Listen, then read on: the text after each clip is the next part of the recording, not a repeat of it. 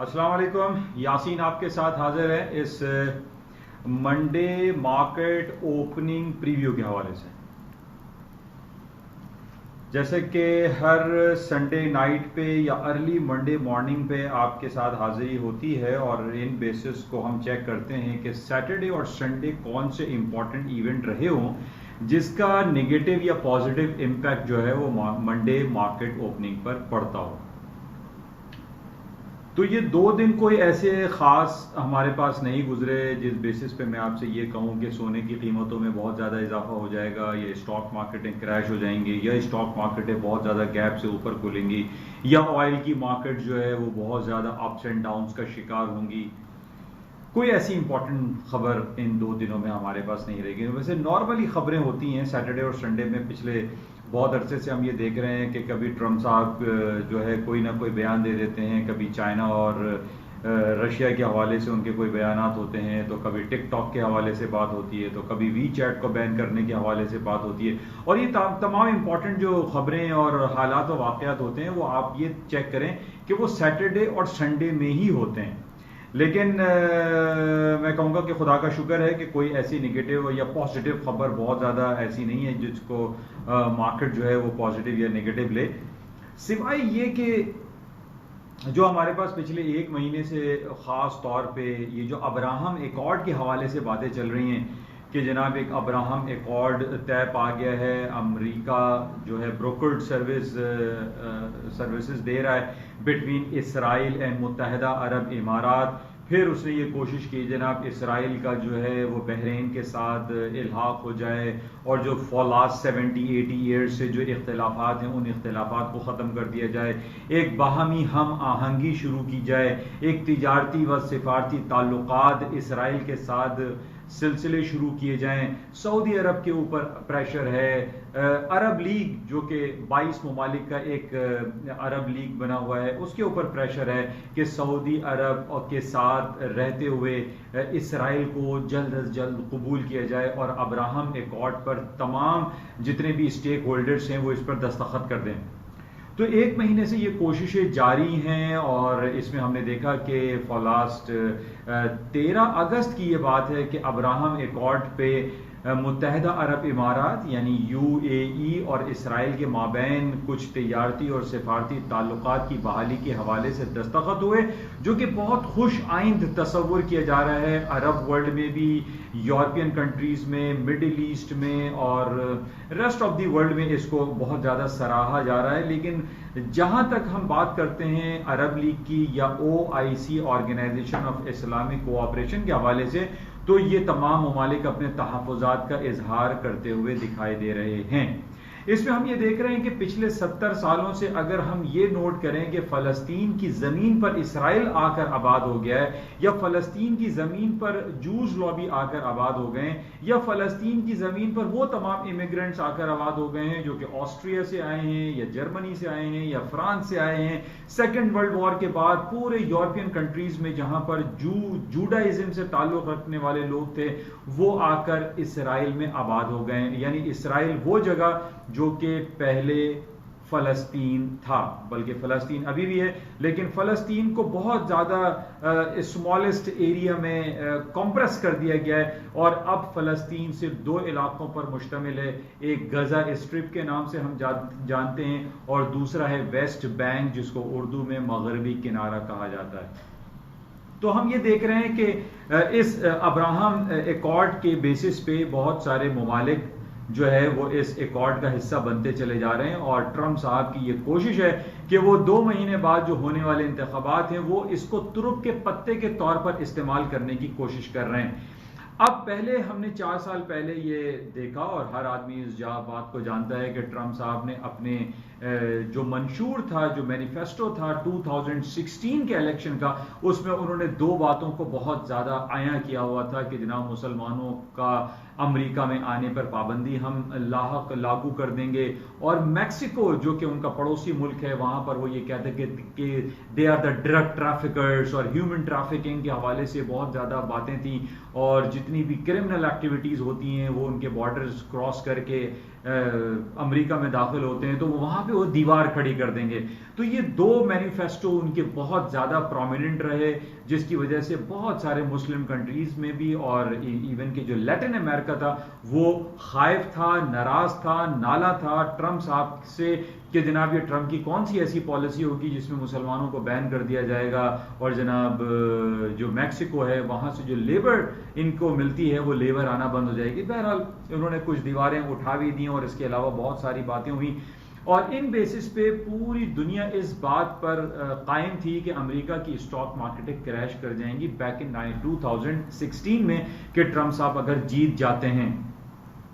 لیکن آج ہم دیکھ رہے ہیں کہ ٹرمپ صاحب کو جیتنے کے لیے وہ بہت ساری کوششیں کر رہے ہیں، اور خاص طور پہ یہ ابراہم ایکارڈ کے حوالے سے انہوں نے بہت زیادہ پیش رفت شروع کر رکھی ہے. نہ صرف ابراہم ایکارڈ کے حوالے سے بلکہ ہم یہ دیکھ رہے ہیں کہ جو افغانستان کے حوالے سے جو پچھلے 19 سالوں سے افغان وار چل رہی تھی، بیک ان 2001 جب ورلڈ ٹریڈ سینٹر کا واقعہ ہوا، 9/11 کا واقعہ ہوا، اس کے بعد امریکہ نے تقریباً کم و بیش 1 لاکھ فوجی افغانستان میں تعینات کر دیے تھے. لیکن ہم یہ دیکھ رہے ہیں کہ وہ ڈکریز ہوتے ہوتے اب محض 5-6 ہزار امریکی فوجیں جو ہے وہ افغانستان میں رہ گئی ہیں. اب اس حوالے سے ہمارے پاس کل پرسوں کی جو رپورٹ تھی کہ بحرین جو کہ عرب لیگ کا ایک حصہ ہے، بحرین نے بھی ابراہم ایکارڈ پہ دستخط کر دیے ہیں، اور اسرائیل کو اس نے آفیشیلی ڈکلیئرڈ کر دیا ہے، قبول لیا ہے، ایکسپٹ کر لیا ہے. اب ان تمام باتوں کی بیسس پہ ہم یہ دیکھتے ہیں کہ اس کی امپلیکیشن مارکیٹ پر کیا ہوگی،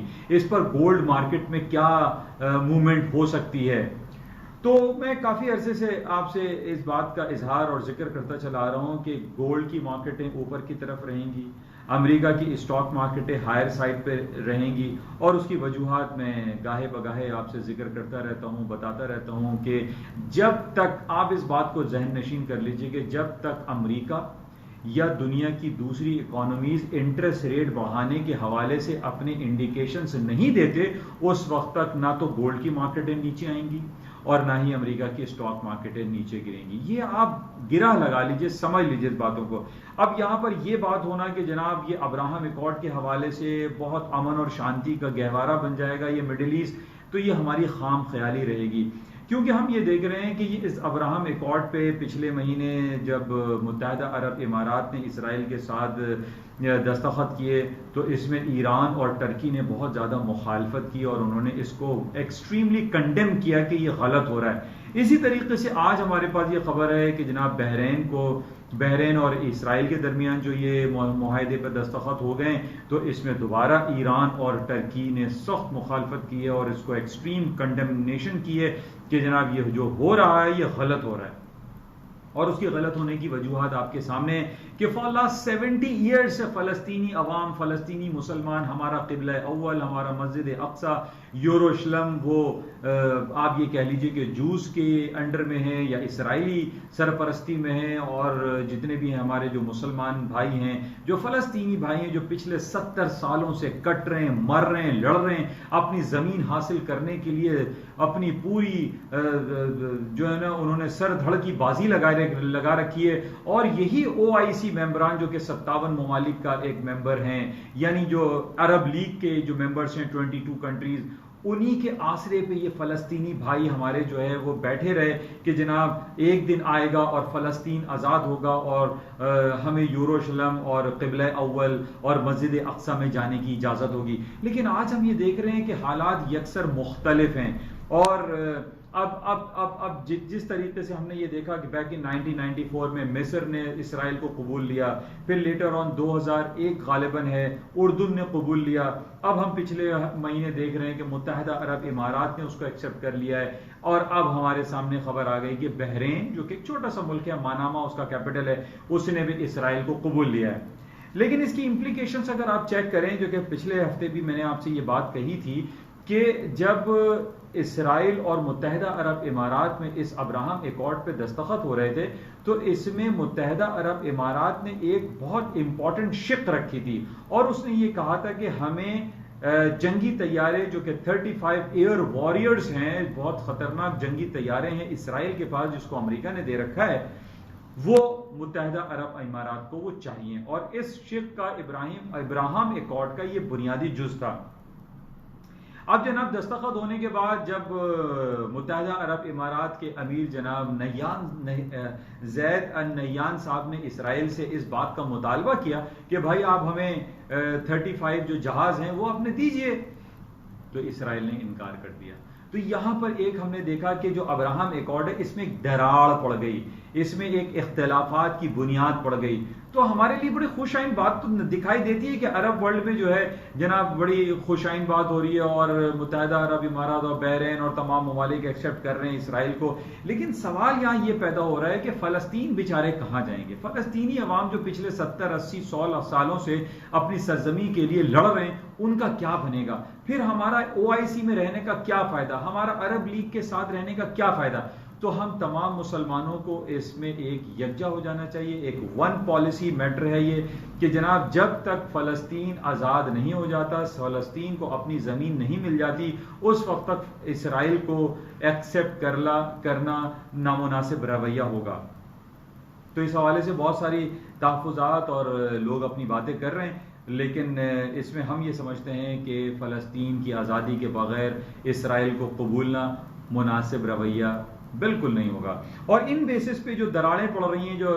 جنگی طیارہ دینے سے انکار کر دیا اسرائیل نے، اس کا مطلب ہے کہ اسرائیل کو متحدہ عرب امارات کے اوپر ٹرسٹ نہیں ہے، ٹرسٹ وردی نہیں ہے. وہ تھوڑا سا ڈاؤٹ فیل کرتے ہیں کہ جناب ہم نے جہاز دے دیے تو پتہ چلا کل کو وہ ہونی کی طرف مارنا شروع کر دیں. تو یہاں پر ایک ٹرسٹ ڈیفیسٹ ہم دیکھ رہے ہیں، جس کی وجہ سے اس کا امپلیکیشن گولڈ کی مارکیٹ میں، آپ اس کو ذہن میں رکھیے کہ جب تک یہ ٹرسٹ بلڈنگ نہیں ہوگی اس وقت تک گولڈ کی مارکیٹ نیچے نہیں آئے گی. اور جو پہلی بات میں نے آپ سے بتا دی کہ جناب جب تک امریکہ یا پوری دنیا کی جو سینٹرل بینکس ہیں وہ انٹرسٹ ریٹ کو بڑھانا شروع نہیں کریں گے، اس وقت تک گولڈ کی قیمتیں نیچے نہیں آئیں گی.